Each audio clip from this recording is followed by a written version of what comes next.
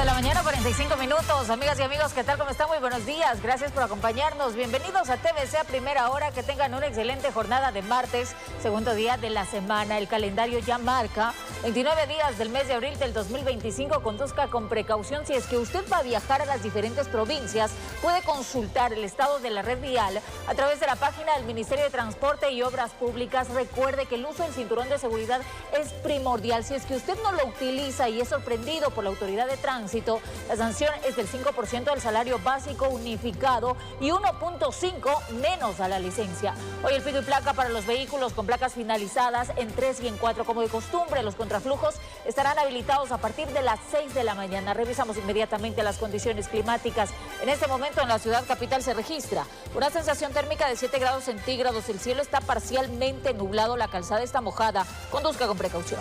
Nos dirigimos hacia Cuenca, sensación térmica de 7 grados centígrados. El cielo también está parcialmente nublado. Nos dirigimos también hacia Guayaquil, al puerto principal, sensación térmica de 24 grados centígrados. El cielo también parcialmente nublado. Son las 5 de la mañana con 46 minutos.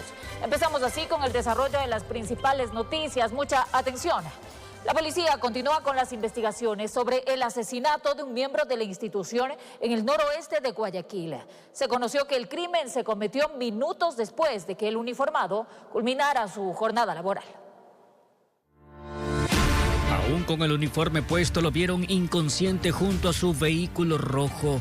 Sus compañeros de la institución policial debieron apurar las acciones en busca de trasladarlo hasta una casa de salud, pero llegó sin signos vitales. Se trata del cabo primero Tito Omar Peso Giler, de 35 años de edad. La noche del sábado se había parqueado hacia un costado de la vía perimetral, a poca distancia de la entrada de la 8. Pasaban ya las 22 horas cuando dos personas sobre una motocicleta cruzaron muy cerca de su transporte.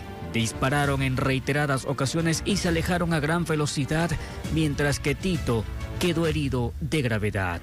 Con las pocas fuerzas intentó abrir la puerta y buscar ayuda, pero cayó vencido producto de las heridas. Que las unidades investigativas están llevando la línea investigativa al respecto. Creo que posterior se podría determinar alguna situación. Se conoció que el uniformado prestaba servicio en el distrito Modelo de la ciudad de Guayaquil, que su última jornada la cumplió en una carpa cercana a un medio de comunicación hasta culminar su horario. Ya las unidades de la DINASET se encuentran tras el análisis de la situación para esclarecer este suceso que una vez más enluta a la institución del orden. Se está trabajando en el caso, sí, se hizo los operativos respectivos y producto de esto es lo que se tiene resultado, las 9 motos que esa misma noche se recuperó. Informó José Morales. La policía rescató a 2 comerciantes secuestrados en el noroeste de Guayaquil.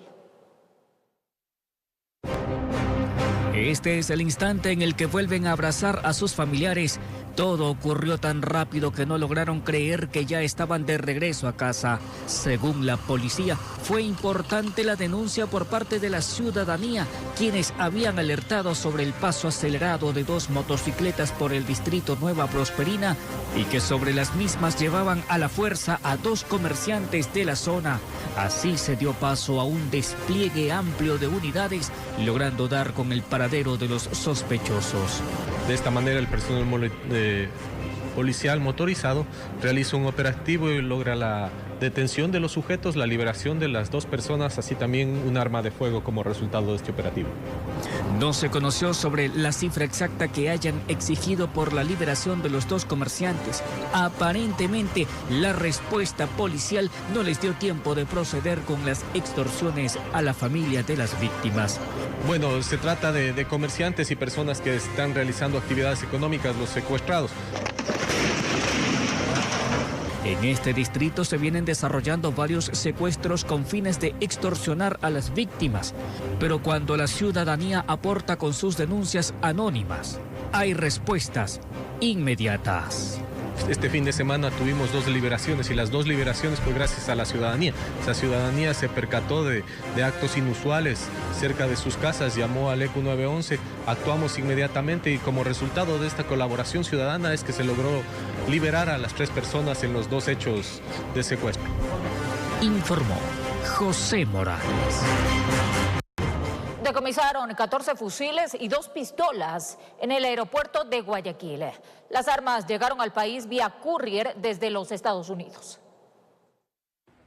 Una alerta internacional permitió que en el aeropuerto de Guayaquil se decomisen 14 fusiles de asalto y 2 pistolas que fueron enviadas vía courier desde Miami, Estados Unidos. Estas armas estaban camufladas en parlantes. Procedimos a actuar de manera inmediata conjuntamente con la Policía Nacional, Fuerzas Armadas y la Fiscalía para verificar esta novedad en la que se encontró 14 fusiles de asalto y 2 armas 9 milímetros.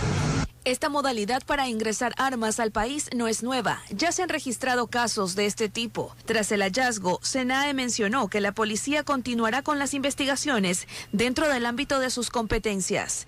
Informó Adriana Peralta. Durante un operativo de control en uno de los puertos marítimos del Distrito Metropolitano de Guayaquil, agentes de la Policía Nacional del Ecuador detectaron un cargamento de clorhidrato de cocaína oculto en láminas de cartón utilizadas para embalar fruta de exportación con destino a España. La inspección pre-embarque permitió descubrir la sustancia sujeta a fiscalización impregnada en 2.857 láminas de cajas de cartón. El cargamento tenía un valor estimado de más de $10 millones en el mercado europeo. 2 personas presuntamente vinculadas al delito fueron detenidas para las investigaciones correspondientes. 5 policías fueron detenidos por el delito de secuestro extorsivo. Los uniformados habrían simulado un operativo policial, incautando el vehículo de la víctima y exigiendo el pago de $4.000 para su liberación y devolución del automóvil.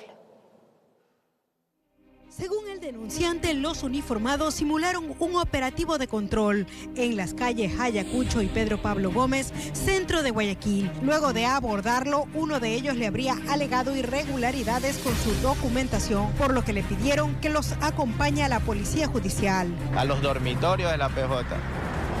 Entonces ahí ellos me llevaron al fondo a maltratarnos físicamente y verbalmente. Según explica, le exigieron $4.000 a cambio de su liberación y la devolución de su vehículo.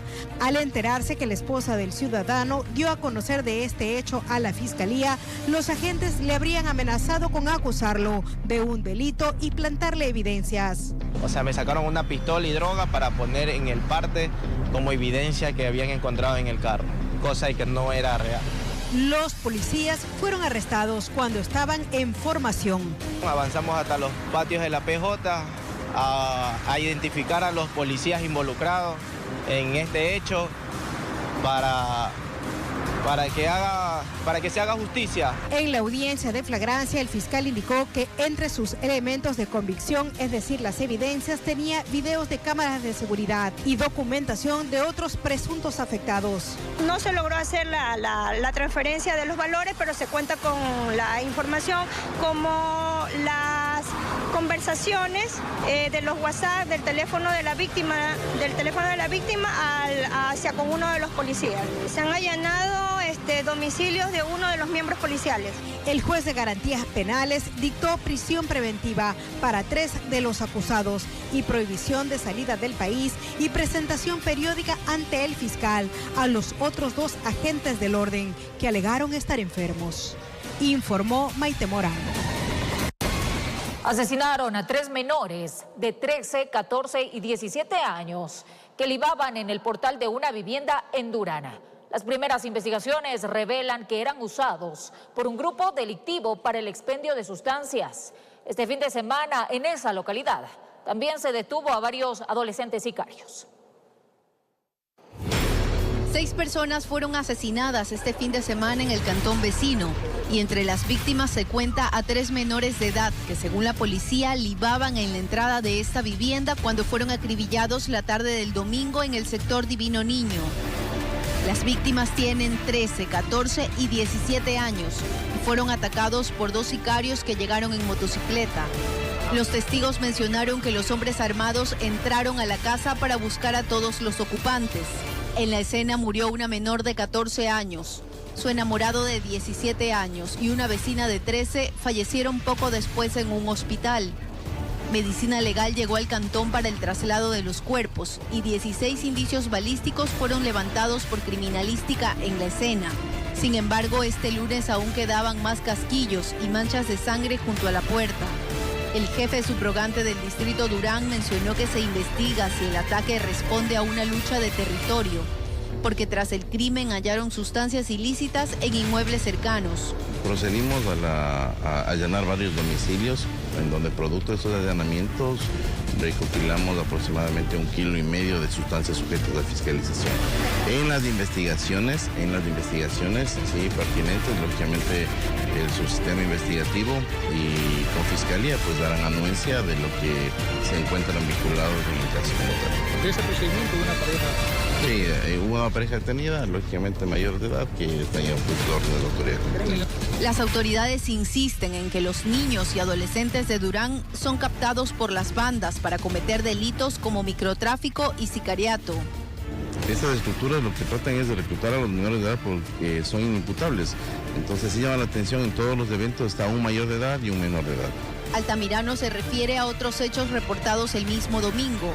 Solo un par de horas después de la muerte de los adolescentes en el sector La Liga, 2 jóvenes en moto asesinaron a un hombre y el video fue compartido.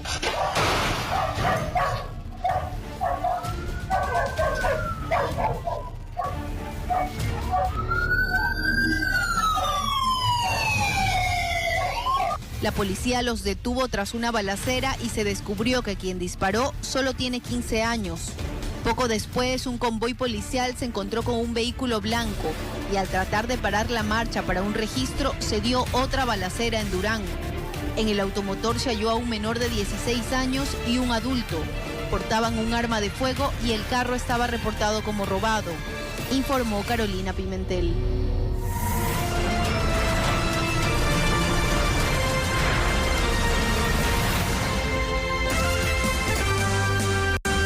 Chicos, 57 en la mañana, buenos días, 29 de abril. Marín, buen día. Muy buenos días, Robert, y a nuestros amigos televidentes que tengan una excelente jornada. Por favor, hace bastante frío, salga bien abrigado de casa.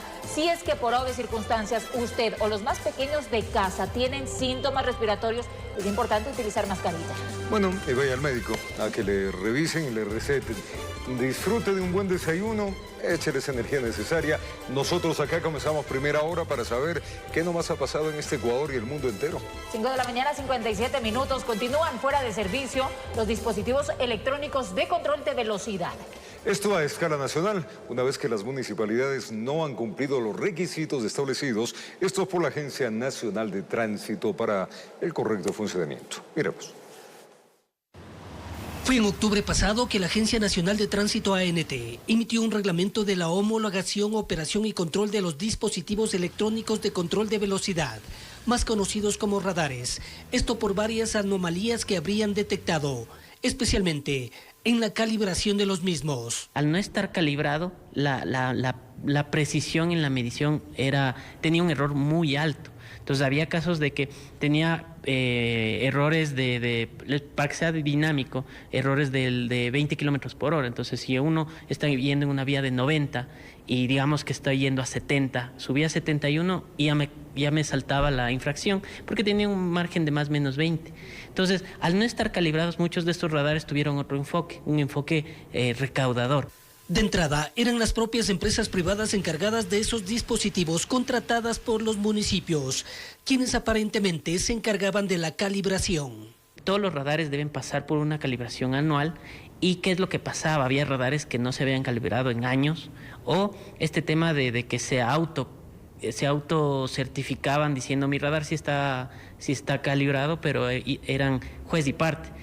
El reglamento dio plazo a los gobiernos autónomos descentralizados para ponerse al día con la calibración hasta el 25 de marzo pasado, pero no han dado respuesta alguna. Los administradores de los radares tienen que hacer la calibración de cada radar con los laboratorios acreditados. Ellos emiten un certificado y ese certificado lo presentan ante la ANT.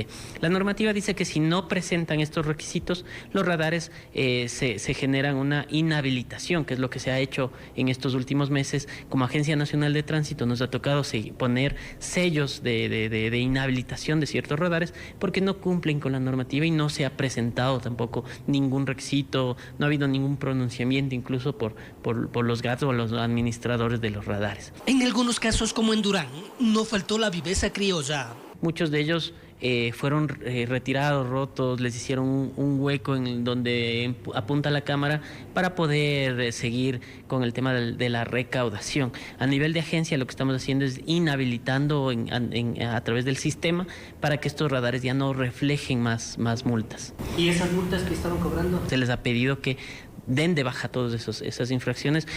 Toma en cuenta que mientras se hagan de los oídos sordos a nivel nacional, los radares al 100% están fuera de servicio. Se genera una tolerancia o un error máximo para que la medición sea lo más preciso. ¿Qué es lo que se ha determinado aquí? Un más o menos 3 kilómetros por hora en radares fijos y un más o menos 5 kilómetros por hora en radares portátiles. Informó Héctor Romero. Presta atención, en Quito se confirmó el primer caso de tosferina. Se trataría de un estudiante de una unidad educativa municipal. Según las autoridades, ya se han tomado las medidas necesarias para realizar el cerco epidemiológico. Miremos. Fue a través de un comunicado de la Secretaría de Salud del municipio de Quito que se confirmó el primer caso de un estudiante contagiado de tosferina en una unidad educativa municipal. Según la institución, se han seguido los protocolos y tomado las medidas respectivas. Tras la notificación de un caso confirmado de tosferina en una unidad educativa municipal, de inmediato se activaron los protocolos de vigilancia epidemiológica y respuesta en salud, en estricta coordinación con la comunidad educativa. Ese mismo día y durante el fin de semana se ejecutaron las acciones correspondientes para el tratamiento y aislamiento de los contactos cercanos, a fin de prevenir un brote. El caso se confirmó el pasado viernes, por lo cual señalan que se realizó el tamizaje de 110 estudiantes para identificar sintomatología. Reforzaron las medidas de prevención como el uso de mascarilla, constante lavado de manos, uso de alcohol y gel antibacterial, además de la coordinación con el centro de salud para la vacunación de estudiantes con esquemas incompletos.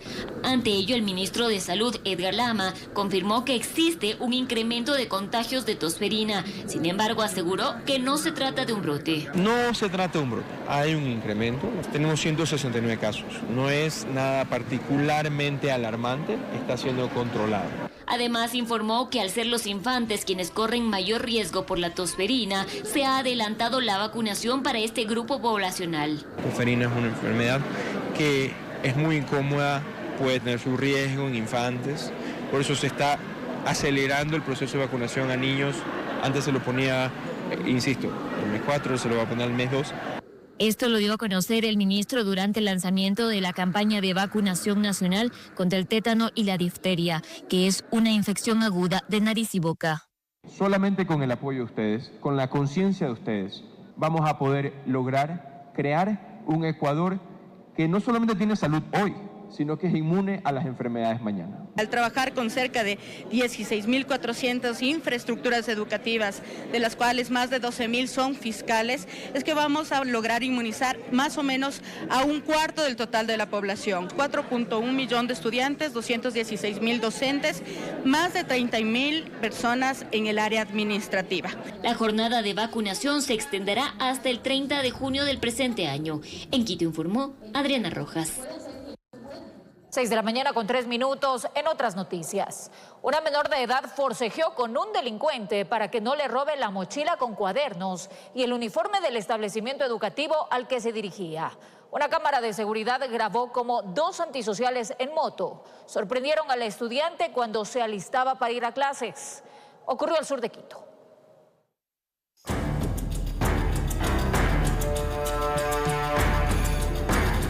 La joven se dirigía a su establecimiento educativo. Eran las 6:10 de la mañana. Dos sujetos en moto la sorprendieron. Uno de ellos trató de atraparla y en una de las intersecciones forcejeó con ella. Le quitó la mochila, la chompa del uniforme y se fueron. La víctima les pide que le devuelvan sus cuadernos, pero sin el mínimo remordimiento, escaparon. El clip de 23 segundos desnuda lo que todos los días deben atravesar los estudiantes: los robos constantes. Ellos se han convertido en el talón de Aquiles. Los zampones aprovechan que van solos y su fragilidad para atracarlos. Se le roban mochilas, celulares, se quedan hasta sin esperos, o sea, le roban de todo. En las mañanas ya se saben los horarios más que todo, las salidas de los estudiantes al mediodía, en las noches. Constantemente se oyen novedades como estas. Dicen los moradores que deben salir con palos a pedir ayuda. Sea en vehículos, en motos, en bicicletas, a pie, le roban. En este caso, por suerte, no se llevaron a la menor. Si no, muy probablemente estaríamos contando un secuestro. En la ciudadela Ibarra, sur de Quito, hablan a voz baja de lo que llaman un problema. 2 ocupantes en moto, sin ningún tipo de control. Pasan solo señores con moto arranchando los celulares, o sea, con cuchillo, con arma. Tienen que venir bastante a hacer guardia los policías. Por eso insisten por controles a la autoridad de tránsito, porque si no, los estudiantes son los que llevan la peor parte. Informó Marilyn Jaramillo. 6:05 de la mañana, un joven estudiante universitario se salvó de ser asesinado por un delincuente. Este trató de robarle la moto. Se trataría de la misma banda que días atrás extorsionó para devolverle el mencionado vehículo liviano. Los antisociales se movilizaban en un auto de alta gama. Ocurrió esto en el norte de la ciudad.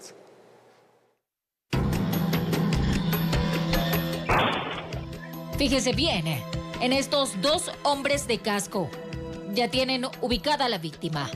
El de rojo y el de negro caminan regresando a ver al carro plomo del que a propósito se bajaron. El objetivo, la motocicleta. El dueño se dio cuenta que se la iban a robar, por lo que fue a retirar las llaves. Eso provocó la ira de uno de los delincuentes. El hombre quiso asesinarlo a sangre fría. Le puso el arma en la cabeza, pero el joven logró empujarle la mano y salió a precipitada carrera. Es cuando, para su suerte, el tiro falla. No lograron robarse el liviano vehículo. Entonces se fueron en el automotor que en todo momento los esperó. Los moradores de San Juan de Calderón, lugar donde ocurrió todo, escucharon la detonación. Por suerte el chico se salvó, porque la bala salió pero tropezó en el piso. Carla es tía de la víctima.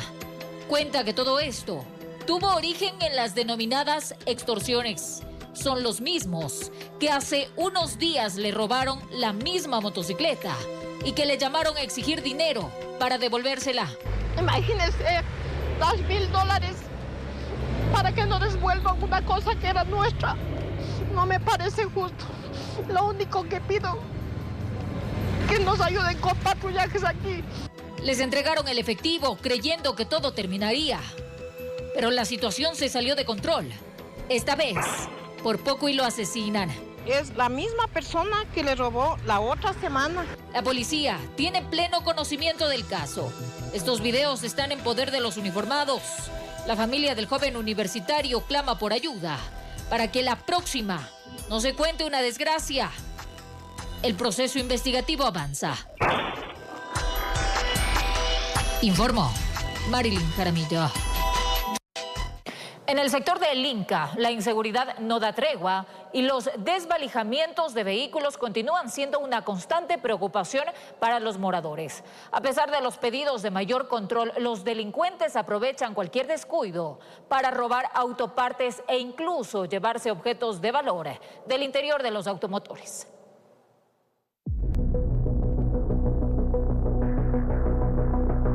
10:52 de la noche en la intersección de las calles de Los Rosales y de las Gardenias en el sector del Inca, este vehículo que estaba de visita en la zona fue desvalijado por delincuentes que actuaron con absoluta tranquilidad.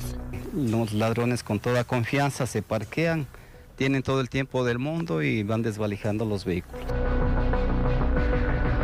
La víctima jamás imaginó que su breve estadía en el sector terminaría de esta manera. Los residentes aseguran que los robos a vehículos y a viviendas son cada vez más frecuentes. El garaje estaba completo, no pudieron meterle adentro.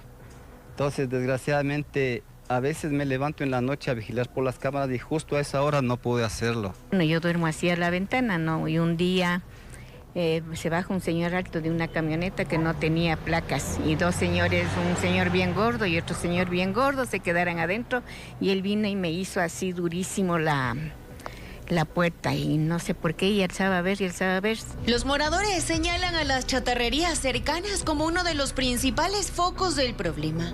Aseguran que en estos lugares se recibe sin mayor reparo toda clase de artículos robados. Principalmente otra de las peticiones sería que por favor clausuren las chatarrerías, que son sitios de expendio de cosas robadas. Entonces los rateros pasan por aquí, permanente pasan cargando las cosas a vender por allá. En su intento por protegerse, varios moradores han decidido contratar seguridad privada, financiándola con sus propios recursos. Sin embargo, ellos mismos reconocen que a pesar de contar con un guardia no es suficiente. Alarmas, cámaras, sí, se ha puesto un poquito más de cuidado. Todo el mundo está hasta guardia, bueno, el guardia está hasta las 6 nomás, pero sí, todos están muy atentos, por eso se les ha detenido un poco la inseguridad, un poquito, porque era bastante. Es por ello que hacen un llamado urgente a las autoridades para que refuercen la presencia policial y controlen las chatarrerías que, según ellos, operan sin mayores restricciones. Informó Ailis Morán. Vamos al sector del Inca, ahí está Ailis Morán. Allá, como ven, los robos continúan a vehículos, hecho que pues hace que lamentablemente pues los vecinos pasen inseguridad y que la policía haga operativos en la zona, lo cual también de alguna manera les da algo de tranquilidad. Ailis, buen día, adelante. ¿Qué tal, Robert, amigos televidentes? Muy buenos días. Así es, como nosotros escuchamos en el reportaje y como tú también lo acabas de mencionar, el pedido de la ciudadanía de este sector del norte de la capital, para ser exactos, el Inca, es claro. Piden mayor presencia policial, piden operativos de control, sobre todo aquí, en esta esquina, en la intersección de las Gardenias y de los Rosales, porque ellos nos mencionaban, acá cerca hay instituciones educativas, un jardín, acá al frente hay un colegio y es en esta intersección cuando estos delincuentes a veces aprovechan y cogen a los estudiantes y les roban absolutamente todos. Por ello, decían que ya habían contratado guardias de seguridad, pero que no era suficiente. Vemos ya que la Policía Nacional está haciendo operativos de control precisamente aquí en este sector. Pero para conocer más detalles, estamos con el capitán de la policía para que nos comente. Acá se registran varios robos, no solo desvalijamiento de vehículos, sino también a las personas que transitan por acá en horas pico, en horas de la mañana, en horas de la madrugada y la noche. ¿Cómo ustedes están trabajando para poder mitigar este problema que tiene bastante preocupado a los moradores? Muy buenos días. Como Policía Nacional nosotros estamos realizando los diferentes operativos en diferentes puntos de la ciudad. En nuestro sector de responsabilidad con nuestro contingente policial estamos las 24 horas realizando este tipo de operativos antidelincuenciales. De igual forma, como tenemos la presencia de lo que son de robos de accesorios, robos de vehículos en el sector, se está recomendando a la ciudadanía que dejen en lugares seguros para evitar ser víctimas de este tipo de delitos. Ahora, capitán, cerca de donde estamos ubicados está la estación Río Coca. Hay terrenos que son abandonados y que ya los moradores han denunciado que son el escondite perfecto para que estas personas puedan salir a delinquir. ¿Sería también ese el foco de inseguridad? Sí, como Policía Nacional estamos permanentemente en contacto con la ciudadanía a través del chat comunitario, en el cual nos piden colaboración para que retiremos de este tipo de personas que se encuentran habitando en estos terrenos. Pero se ha realizado también las coordinaciones con las autoridades competentes para evitar que estas personas se ingresen a estos lugares. Importante la denuncia ciudadana. Nos mencionaban que cerca hay chatarrerías y ellos incluso mencionaban que es en estos lugares donde van a vender las cosas que son robadas. Pero no se puede actuar. Usted me decía, no podemos intervenir si es que no hay una denuncia, no es competencia de la Policía Nacional. Sin embargo, es necesario que la ciudadanía pueda también ayudar para que se pueda proceder. Sí, como Policía Nacional estamos realizando semanalmente las coordinaciones con la comisaría, con personal de AMC para realizar este tipo de controles, pero como le manifestaba, no hemos tenido unas denuncias formales acerca de este tipo de actividades que se están realizando. Por tal motivo, igual nosotros estamos permanentemente realizando los operativos de control a diferentes tipos de locales con diferentes actividades económicas. Ahora, otro problema que ellos también mencionaban es que cerca hay un UPC, sin embargo, cuando llaman a una emergencia dice que se demoran bastante en llegar. Debido a los diferentes procedimientos y auxilios que nosotros tenemos como Policía Nacional dentro de nuestro sector de responsabilidad, en muchas ocasiones demoramos el auxilio, pero sin embargo siempre estamos pendientes y colaborando a la ciudadanía. Muchísimas gracias, capitán. Esta es la información que nosotros tenemos desde el norte de la capital cuando son 6:15 de la mañana. Ya lo escuchábamos, mi querido Robert, compañeros en estudio. Es importante que la ciudadanía pueda poner la denuncia para que ellos puedan proceder. Con esta información volvemos con ustedes de estudio. Buenos días. Si no hay denuncia, no trabajo. Y si me demoro, sí llego, pero es que el problema es que hay mucho que hacer y bueno, pues sí llego. O sea, Dios mío, estas cosas tienen que cambiar, esta forma de proceder, la papelería, la tramitología. ¿Cómo la gente puede hacer una denuncia si se demora un día entero por una denuncia y con respuestas como la que escuchamos? Sí nos demoramos, pero sí llegamos. O sea, en fin, así las cosas en esta maravillosa ciudad de Quito. Esa es la cara de la medalla. La otra, una mujer recibió una golpiza. Sí, lo que estoy escuchando. La golpiza no lo dio ni el esposo, ni el amante, ni el amigo. Un delincuente que trató de apuñalarla para robarle la cartera. Le agredió tanto hasta dejarla con hematomas en la cabeza y el cuerpo. Es indignante realmente. Este hecho se registró en el norte de la ciudad de Quito y las grabaciones evidencian realmente el hecho y el recorrido de los pillos. Veamos.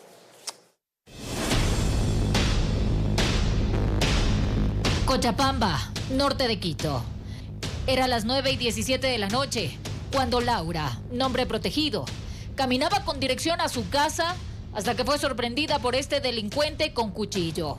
Ella corre y él trata de apuñalarla. Se le lanza encima. Pierden el equilibrio. Van a dar al piso.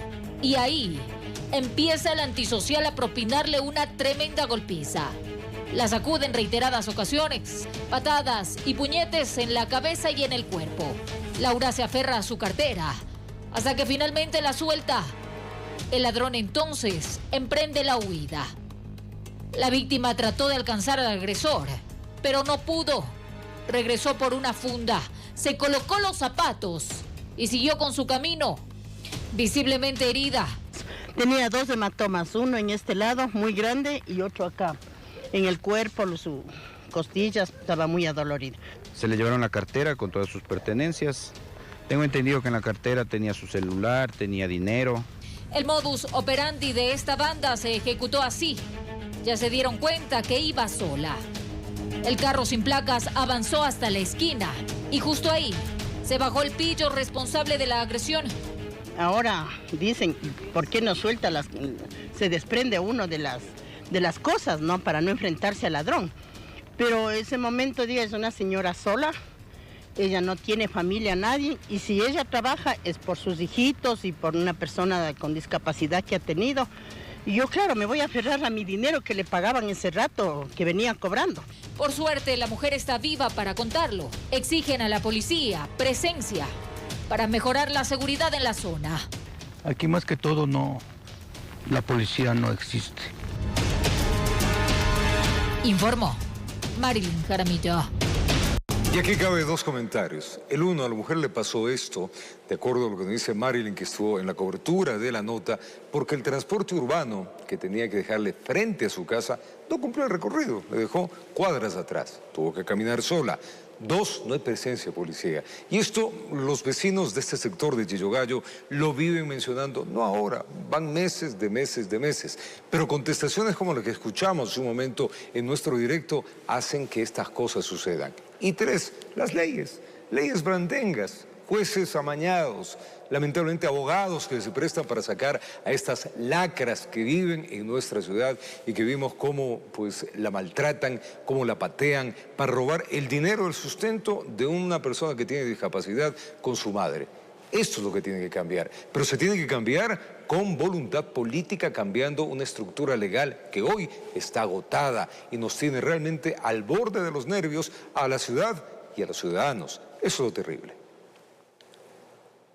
6 de la mañana, 19 minutos. 3 hombres fueron acribillados en el interior de un inmueble en una zona rural de Santo Domingo de los Áchilas. Según las autoridades, informaron que sujetos encapuchados habrían irrumpido en el inmueble y atacado a las víctimas. Lo que inició como una reunión familiar terminó envuelta en sangre y llanto en un ataque armado en el interior de una vivienda en la vía Santo Domingo-Quevedo, cerca del kilómetro 9 en una zona rural de la provincia Sáchila. En este domicilio, ubicado en el kilómetro 9 de la vía Quevedo, existían 3 personas fallecidas, ¿no? Cabe recalcar que de las 3 personas, 2 personas habían llegado anoche aquí a visitarles a estos familiares. Según los familiares, los 3 hombres que habían sido victimados habrían llegado un día anterior desde el cantón Buena Fe de la provincia de Los Ríos. Estos respondían a los nombres de Leonardo Ruiz, de 47 años de edad, Jonathan Ramos, de 32 años, y un adolescente de 14 años. Una de estas personas registra antecedentes penales, ¿no? De los visitantes. De los visitantes, sí. Ellos son oriundos de Buena Fe. Aparentemente han sido 4 personas posiblemente, ¿no? Que ingresan y victimizan a las personas fallecidas. Desde la institución del orden señalaron que el hecho se trataría de un presunto sicariato, puesto que los 4 encapuchados habrían direccionado su arremetida contra los occisos. Habían estado en una parrillada familiar, conversando en la sala, y en ese momento llegan estas personas y ingresan al domicilio. Las investigaciones determinarán pues las causas o los motivos que se suscitaron los hechos. Una persona que resultó levemente herida en el ataque fue estabilizada en el sitio, mientras que equipos de criminalística y DINASED realizaron la explotación de la escena, levantando varios indicios balísticos de grueso calibre. De acuerdo a los indicios balísticos, es un armamento largo, armamento de alta peligrosidad, ¿no? Estamos ahorita verificando, recién nuestro personal pues fue al centro forense para sacar mayor información. Tras el hecho, los maleantes habrían huido del lugar en un vehículo con rumbo desconocido, por lo que los agentes policiales recolectan indicios de cámaras de seguridad aledañas para identificar a los atacantes. Informó Mauricio Sánchez. 6 de la mañana, 28 minutos. Gracias por su sintonía. Esto es TVC a primera hora. 3 nuevos casos de fiebre amarilla se registran en el país, cuya cepa tiene su origen en la Amazonía ecuatoriana. Las autoridades recomiendan aplicarse la vacuna como medida de prevención, la misma que está disponible en todos los centros de salud a escala nacional. Ecuador registra nuevos casos de fiebre amarilla. Así lo dio a conocer el ministro de Salud, Edgar Lama, quien señaló que el origen de esta cepa no proviene desde el exterior, sino de la Amazonía ecuatoriana. Han habido un par de casos más, 4 casos en total. Justamente me están dando. ¿Son importados? No, hasta donde se ha sabido es una variedad de la fiebre amarilla, porque ya se ha hecho con el Instituto Nacional de Investigación, el INSPI, se ha hecho análisis genéticos de la enfermedad y es de, digamos, la cepa propia de la Amazonía ecuatoriana. Si bien se registró el fallecimiento de un paciente con esta enfermedad, el ministro destacó que el deceso no solo estaba relacionado con la fiebre amarilla, sino con otros padecimientos. Esta persona tenía muchas más dolencias de salud, ingresó por un diagnóstico inicial de dengue, porque los síntomas del dengue y de la fiebre amarilla son muy similares en las etapas iniciales de la enfermedad. Sin embargo, nos mantenemos vigilantes como ministerio. Se hizo el análisis epidemiológico y se verificó que sí, esta persona sufría de fiebre amarilla en ese preciso momento.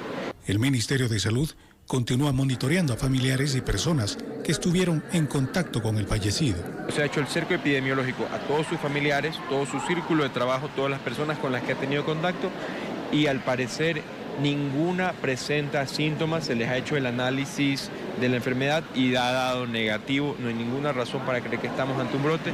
De allí que la recomendación es la necesidad de aplicarse la vacuna. Recomiendo a todas las personas vacunarse contra la fiebre amarilla porque es una sola vacuna.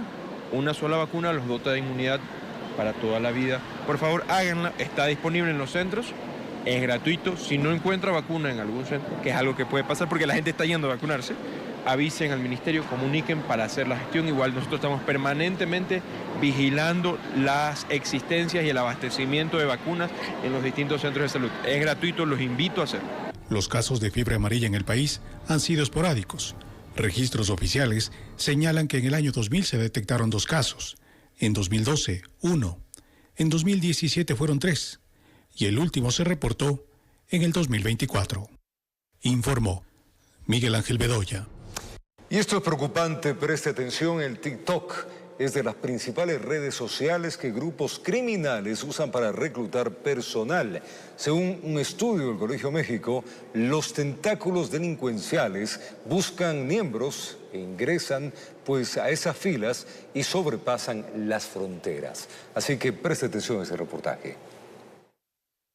La seguridad en el siglo que vivimos abarca espacios a vigilar que van más allá de la tierra, el mar y el aire. Actualmente, según los entendidos, se libran batallas cibernéticas en donde la comunicación mediante la Internet ha escalado a tal nivel que solo el entretener es cosa del pasado. Bien le digo que también siempre hubo guerra psicológica, pero hoy se habla del dominio cognitivo ya como un campo de batalla.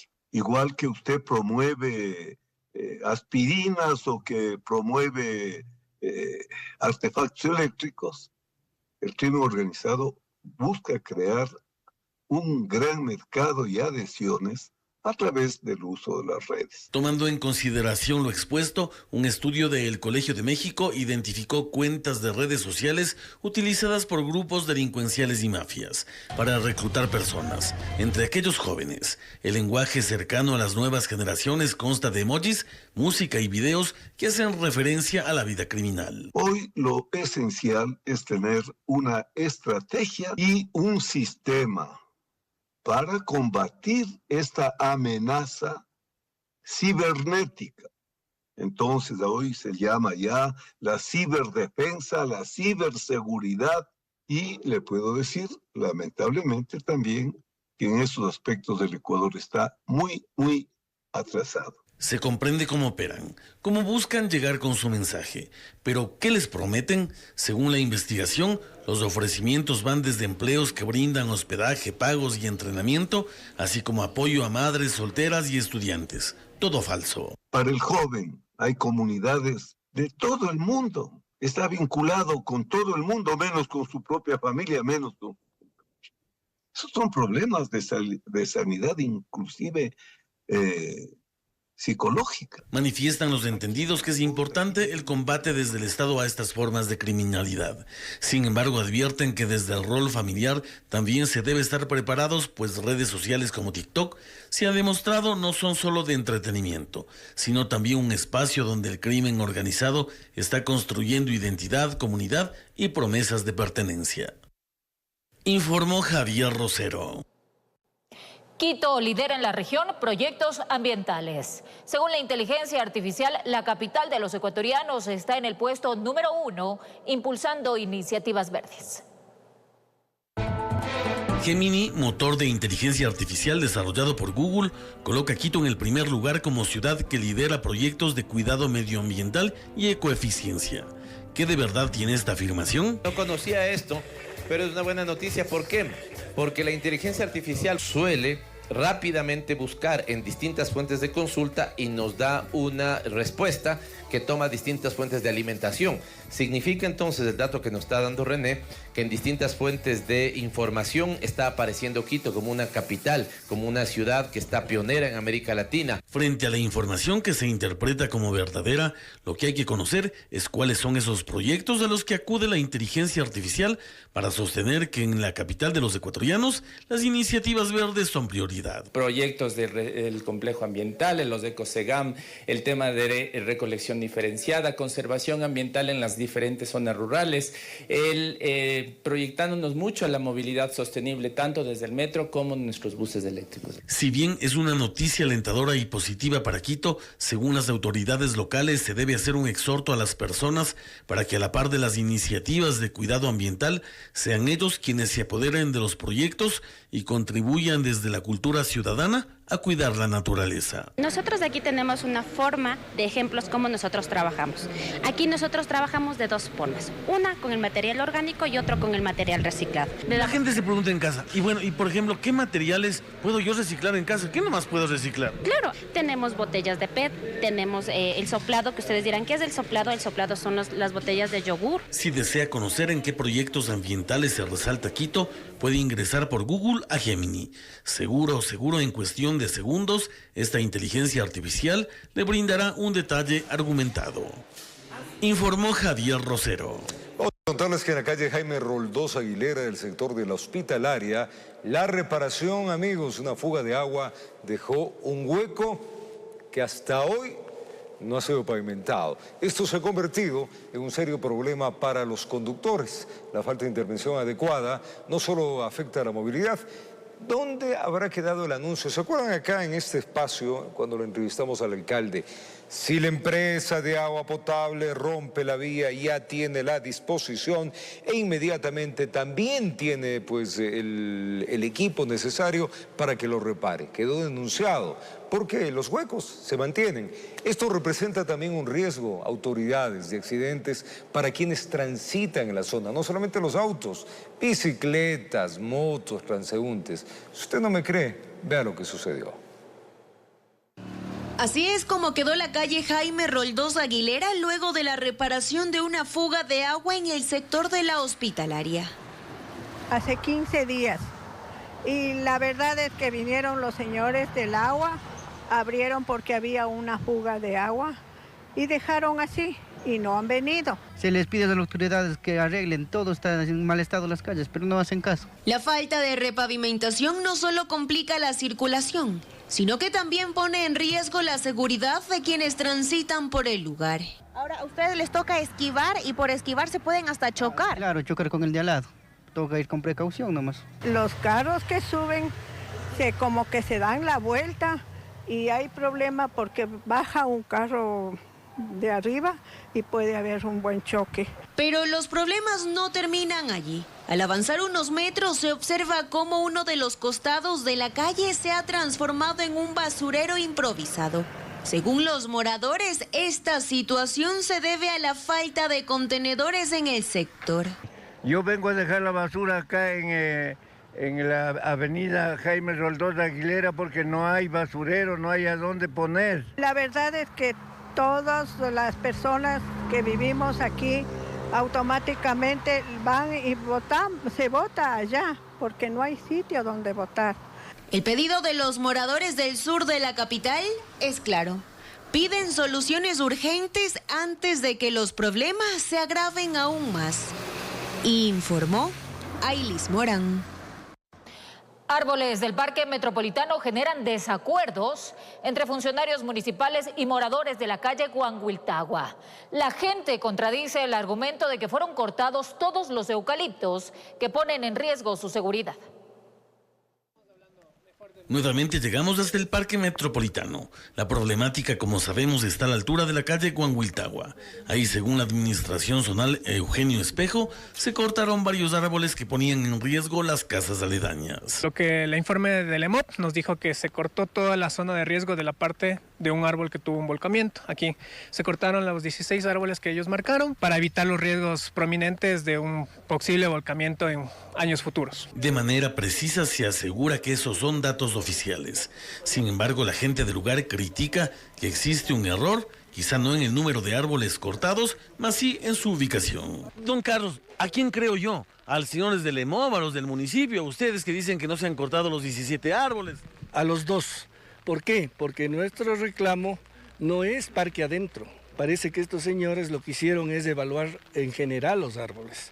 Pero a nosotros más bien, no nos preocupa árboles al interior del parque, sino simplemente la franja que linda con las viviendas. Discrepancia que en lugar de generar un problema mayor, mejor fue encaminada al diálogo y a mejorar las condiciones de la gente del sector. Más que todo el mantenimiento vamos a hacer la constante valoración, o sea, vamos a estar en constante monitoreo de todo el arbolado, más que todo la problemática de la franja que tienen ellos con las viviendas en contacto con la comunidad para tener nosotros la certeza de que no van a tener ningún inconveniente ni por las lluvias ni en el sector de verano. Para mayor tranquilidad de la ciudadanía, se confirmó que se entregará el informe de gestión y análisis del trabajo realizado en la zona. Informó Javier Rosero. La Policía Nacional continúa con las investigaciones, amigos, sobre el asesinato de un miembro de la institución en el noroeste de Guayaquil. Se conoció que el crimen se cometió minutos después de que el uniformado culminó su jornada de labores. Aún con el uniforme puesto lo vieron inconsciente junto a su vehículo rojo. Sus compañeros de la institución policial debieron apurar las acciones en busca de trasladarlo hasta una casa de salud, pero llegó sin signos vitales. Se trata del cabo primero Tito Omar Peso Giler, de 35 años de edad. La noche del sábado se había parqueado hacia un costado de la vía perimetral, a poca distancia de la entrada de la 8. Pasaban ya las 22 horas cuando dos personas sobre una motocicleta cruzaron muy cerca de su transporte. Dispararon en reiteradas ocasiones y se alejaron a gran velocidad, mientras que Tito quedó herido de gravedad. Con las pocas fuerzas intentó abrir la puerta y buscar ayuda, pero cayó vencido producto de las heridas.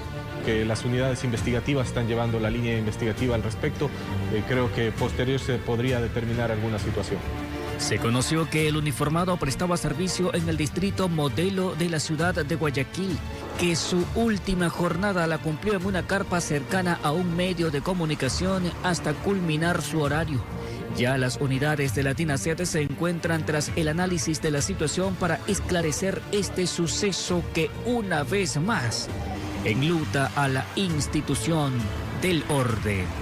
Se está trabajando en el caso, sí, se hizo los operativos respectivos y producto de esto es lo que se tiene resultado, las 9 motos que esa misma noche se recuperó. Informó José Morales. Un operativo policial ejecutado en varias provincias por diversos delitos dejó como resultado la aprehensión de 173 personas en flagrancia y 102 detenidos mediante boleta de captura. En este marco fueron confiscadas 157 armas de fuego y 724 galones de combustible.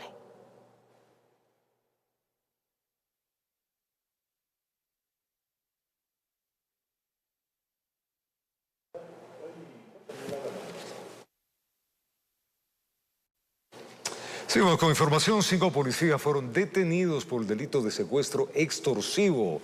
Los uniformados habrían simulado un operativo policial incautando el vehículo de la víctima y exigiéndole el pago de $4.000, esto para su liberación y devolución del automotor.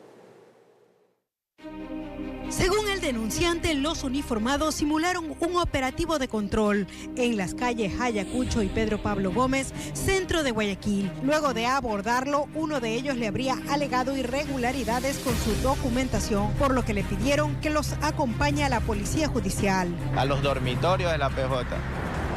Entonces ahí ellos me llevaron al fondo a maltratarnos físicamente y verbalmente.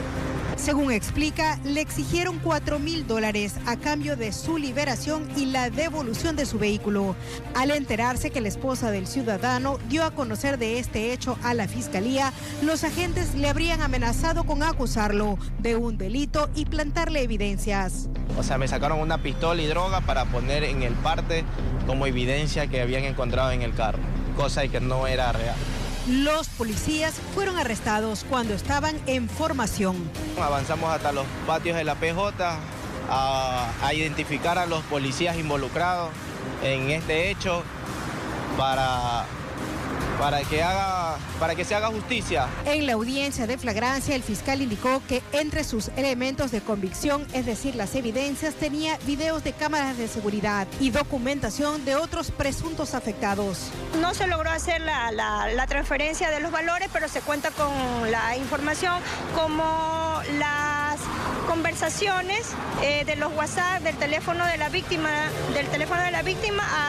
hacia con uno de los policías. Se han allanado domicilios de uno de los miembros policiales. El juez de garantías penales dictó prisión preventiva para 3 de los acusados y prohibición de salida del país y presentación periódica ante el fiscal a los otros 2 agentes del orden que alegaron estar enfermos. Informó Maite Morán. 6 de la mañana, 45 minutos. 4 hombres fueron escopolaminados por 2 mujeres extranjeras, quienes se aprovecharon para robarles dinero y pertenencias de su negocio. Este suceso se registró en horas de la madrugada en el centro de Guayaquil.